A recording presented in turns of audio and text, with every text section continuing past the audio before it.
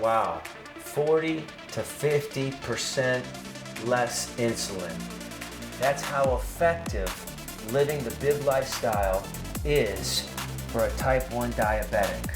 A lifestyle like that, I think you type 2 diabetic, you can reverse it and not have to take any medication. And no insulin at all. You're basically reminding your teeth and your jaw that it still has a job to do.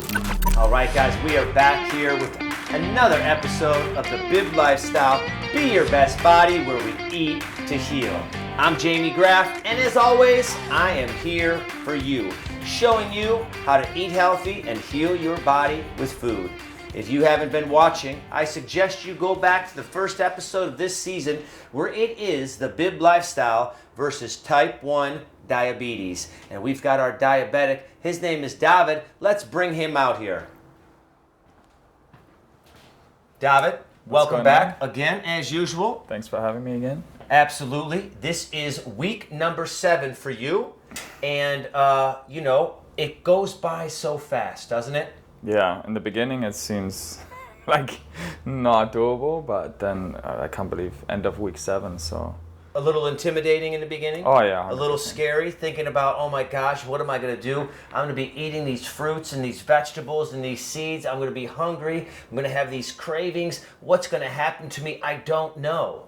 Yeah, it is really intimidating and to commit, but once I committed, I said I have to see it through, and then, during the process, it got easier and easier, and here we are. Yeah. And that's why I like to make a show out of this, so you guys see what happens. You go back each and every episode, you go back to the other seasons, you're going to hear a lot of the same results, a lot of the same effects, and the same opinions on the Bib Lifestyle from each and every contestant. So here we are putting together the fruit bowls. Mm-hmm. You've got one more week after this. Things are going to change up a little bit next week, okay, which you guys need to stay tuned and make sure that you see what happens. And then, of course, at the end of 8 weeks, we're gonna show that before and after picture of David and his physique with his shirt off. For all of you out there just waiting to see that. I know. How does that make you feel? Nervous, of course. Yeah? Do you feel a little bit more confident about yourself through all of this? For sure, but it's hard to tell on yourself. On yourself, yeah. When you see yourself daily. Yeah, but yeah. I do feel and think, and I weighed myself, so I'd have lost. Yeah, we'll just hold that number for right now. Yeah, we'll just say your pants are a little looser. Yes, a little. Have you taken them down a couple notches, maybe? Yeah. Your belt buckle, have you noticed anything like that? Yeah, I don't really wear belts, but I do feel, some of the pants, they definitely. Okay, all right. Well, let's take a look at our fruit here. Usually in week number 7, I always have the testimonial contestant. Yeah. Person chop up the fruits, chop up the leafy greens, cook the beans and grains so that they actually learn something besides just eating the food and reaping all the rewards. I wanted them to learn it, but David didn't have enough time for that, so I had to go in and prepare everything like we see here. Appreciate it. Absolutely. This is still the same fruit that we bought earlier in the week. Mm-hmm. And you could see it's still fresh and delicious looking. Here we have the honeydew with those seeds. Now, in the beginning, I know these seeds have been causing you some problems. Are you getting used to it? Is it a little bit more adaptable to your liking and to your chewing and all that? Not really. Okay, all right. Honesty is the still best my biggest policy. Struggle with the fruit bowls. The fruit bowls is the seeds. Okay. Yeah, you're just always a little bit nervous. You bite on it the wrong way and it gets hurt. Some of your teeth. Yeah. Because a lot of and it's funny that he says that. So there's the pineapple right there, because over the course of time, people are chewing less. Mm-hmm. And so the teeth are getting weaker. So when you chew on something like this, it does hurt. It may hurt your teeth, It may feel funny because maybe your gums are hurting, maybe your nerves are a little weaker because people just don't want to chew their food anymore. True. And it's so important, you know what I mean, for keeping those jaw bones nice and strong, keeping the teeth nice and strong. You're basically reminding your teeth and your jaw that it still has a job to do. And that's what the body's all about. It's the most incredible computer out there in the market today is the human body. And it picks up on these things and it knows what you're putting in your body. So I want to ask you, so have you noticed, you know, in your bowel movements, okay, I know this may be a little TMI, but everything you eat is coming out. Yeah, you know, the body's not holding on to anything. No. Here we are with these papaya seeds as well. I know they're a bit pungent and a bit tart and tangy. Have you grown a taste for these papaya seeds? I mean, they're a little easier to chew. When you do bite on them, they're a little bitter, but Yeah. they're easier to get used to than the honeydew seeds, which are like just so Yeah, strong, the honeydew pointy. seeds, the cantaloupe seeds, they're just they're pointy and they have a little bit more texture to them. So Yeah. it takes a little bit more biting power to break down. The papaya seeds are very soft. They just kind of pop open like a pomegranate seed and stuff like Yeah. that. So then we have some red pear right here that we're going to split in there. Now you can see I chopped this up probably about an hour ago, and you know you can see how the oxidation starts to turn it a little bit brown. But we're gonna get these caps on there, and then same with the apple right here. We're gonna get these caps on there and get that sealed up nice and tight.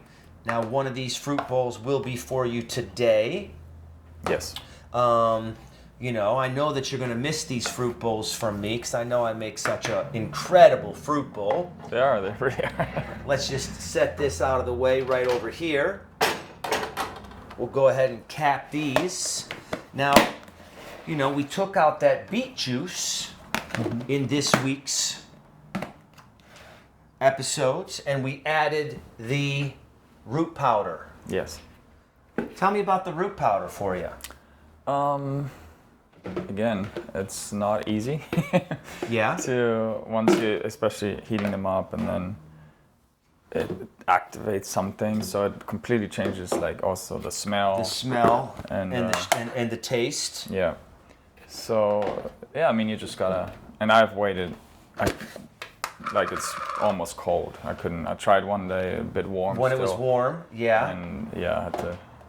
Wasn't. Didn't it wasn't work out present, well? No. Now, about what time in the morning are you drinking those root powders, would you say? Kind of like when I used to do the beet juice, maybe like 11:30. 11:30. Now, did you notice any type of boost of energy? Nothing like if you're drinking some energy drink, but did you notice a different flow in your body? Yeah, I mean, you do feel a little bit more energetic. Because I don't really drink coffee, but I used to drink matcha a lot, and I cut that out with this lifestyle. Mm-hmm. But matcha's not bad, because that is one of the ingredients Right. that I do put into some of the root powders. Let me rephrase this, the matcha lattes. Oh, the iced lattes and all that from okay. They Yes. put it with the cream and the sugar. Yes, Yeah. definitely. You can cut those out. Yeah. So with adding these root powders, how is the insulin? Is it still balanced out nicely? Yeah, I haven't Everything's still going smooth like it has been? Yeah, I haven't seen any change in the insulin with the root powders. The main thing is still there's the fruit and shooting what I need to shoot with the fructose in the fruit, and then not shooting any short acting at night with the salad and the grains and the beans. So, David, let me ask you, how long have you been a type 1 diabetic? It's been 20 years. Yeah. 20 years. 20 years of shooting insulin and taking all these precautionary measures no matter where you're at in the world. And this guy lives a active lifestyle. He's a drummer. He's a rock star. He's out there beating them drums for bands and shows all around the world. Yeah. And I can't imagine how difficult it has to be to be cautious about that with absolutely everything, eating, the exercise, the energy that you're exerting, playing those drums for hours, and then your body's low and high.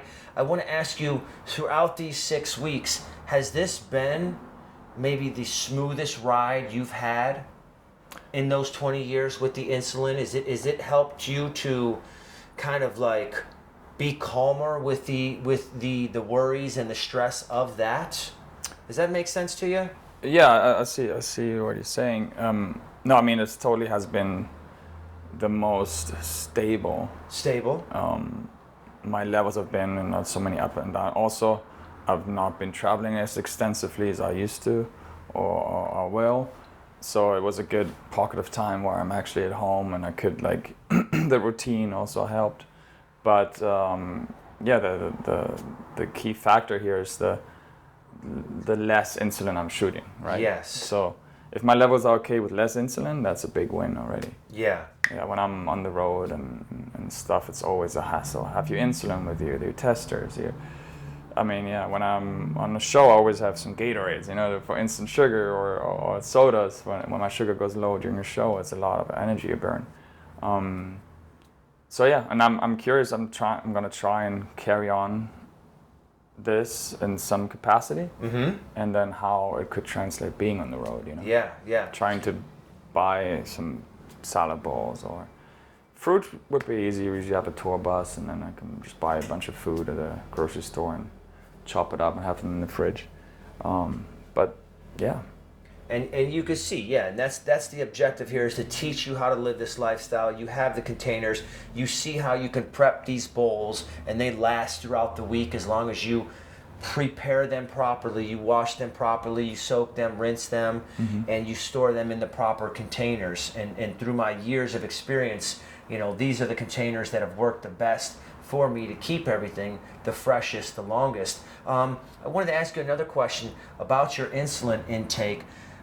Can you give me, just throughout these couple weeks, a percentage of, from the insulin intake that you previously were given to yourself, would you say you lowered? Maybe 20% less insulin, 30% less insulin that you've been injecting in yourself since living the bib lifestyle? Can you come up with an accumulation of there? I'd say closer to. So how it works is I shoot. There's two types of insulin, like we discussed. There's the short-acting insulin, which I shoot with the meals, and I usually do that 10 units, right? But then at night there's a long-acting insulin where it's 34 units. That's just to cover your bases. And that's being released into the body slower and later throughout the evening. Exactly. As you're sleeping. So with this, I was able to. So usually I would do 3 injections a day for the short acting with every meal, or even more if I eat more. So I would say I could have cut it down 40 to 50% because I'm only doing 1 injection of short acting, and then the long acting I reduced from 34. It's like 28 units right now. Wow, 40 to 50% less insulin. That's how effective living the bib lifestyle is for a type 1 diabetic. Yeah. And for all of you out there that know or don't know, type 1 diabetes is not curable yet. So that's when his pancreas does not produce the insulin. But for all of you diabetics out there, this is something that can completely eliminate the diabetes from your body. Yeah. And I can't wait until I get a diabetic on here and show you the world that this will eliminate the diabetes from your body for a type 2 diabetic. That's just incredible to hear. Yeah. 40 to 50% reduction in the insulin injections in this young man right here, just over the course of the last 7 weeks. Absolutely fucking incredible. Yeah, type 2 diabetic would be great to try this because type 2 is completely different. Like, you just don't absorb the insulin, you have actually an overproduction of insulin, and it's very genetic, but it manifests over many, many years of bad eating habits, and so it's completely reversible. So I can, completely reversible. with a lifestyle like that, I think you're type 2 diabetic, you can reverse it and not have to take any medication. And no insulin at all. With the type 2, the further along it is and the worse it gets, you're gonna end up having to shoot insulin as well. Yeah. And type 2 diabetes is not hereditary. It's only because, unfortunately, you've been fed all the wrong foods that cause the type 2 diabetes in your parents or your grandparents or whoever it is that's feeding you. That's basically what it comes down to, is food, food, food, and nutrients. Let's put these damn cells together. We're getting so much great information here with the Bib Lifestyle versus the type 1 diabetic.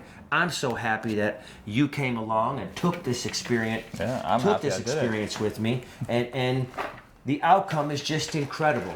And make sure you guys go on my website, biblife.com, www.biblife.com. You can get my book, My Health, My Story, How I Found the Bib Lifestyle. Gives you my 30 years of history with health and fitness, everything I went through to come up with this eating lifestyle that has transformed my life, hundreds of other people's lives, thousands throughout the years of livelihood, and many millions more to come, because I will not stop until I've reached the masses. This is the Bib Lifestyle. Be your best body where we eat to heal. We're putting together Diabetics foods right there. There's your salad. This is the rest of the leafy greens. Look how crisp and fresh and delicious they look. These have been sitting in my refrigerator in the containers since last week, and you couldn't even tell. They still look like we just bought them from the store today. You know, it's absolutely incredible. Here's our beans, the rest of the beans. How did you like those? I love the beans, yeah. Awesome. And the black rice. And the black rice? I'm a good rice cooker, aren't I? Some good rice. Lots of experience here in the Bib Lifestyle kitchen. So, David, we're going to cap this all up. And I just need to ask you, do you know what the sheep's favorite fruit is? I didn't know they eat fruit. Oh, yeah. Banana. And you guys heard it here, the Bib Lifestyle. Hit that like button. Share it with your friends and family. Follow my channel. Share it with everybody you know. Not just for me, but for you. Because when you show others that you're interested in a healthy lifestyle, they might just come along and be like, okay, let's do this. Because I know how hard it is to make the changes yourself. And that's why I'm trying to do it one person at a time. It's very hard. One season at a time. Not everybody wants to do it. Everybody wants to do it. They want it. The most important thing is, can you do it? Are you willing to do it? Do you want it bad enough before the doctor tells you it's too late? Or you have this, you have that, you have this and that. You need to change your eating habits. Otherwise, we're going to say goodbye to you. I know it sounds rough and harsh, but it comes down to the honest truth. Thank you guys again. David, one more week next week. You're sad. You're going to be sad to go, aren't you? Yeah. You're going to be sad to go. This is a good system. It is a great system. Come over here, get my food. And out the door he goes. Guys, thank you again. Stay tuned for next week. The Bib Lifestyle. Be your best body. Eat to heal.